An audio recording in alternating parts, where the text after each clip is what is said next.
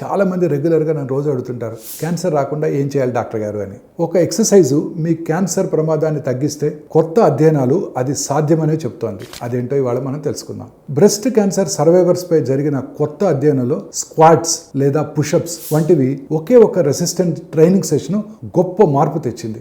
వ్యాయామం తర్వాత తీసిన రక్త నమూనాల్లో మయోకైన్స్ అంటే వ్యాయామ సమయంలో కండరాలు విడుదల చేసే ప్రోటీన్స్ అన్నమాట, అవి బాగా పెరిగాయి. వీటిని మీ శరీరంలో సహజ వైద్యంగా భావించవచ్చు. ఈ మయోకైన్స్ క్రానిక్ ఇన్ఫ్లమేషన్ అంటే వాపును తగ్గించి క్యాన్సర్ కణాల పెరుగుదలను కూడా అడ్డుకుంటాయి. ప్రయోగశాలలో ఈ రక్తానికి క్యాన్సర్ కణాలు బహిర్గతం చేసినప్పుడు కణాల పెరుగుదల నెమ్మదించింది. ఇది ఒక కదలిక శక్తి. మీ కండరాలు రోగ నిరోధక వ్యవస్థతో సంభాషిస్తుంటాయి.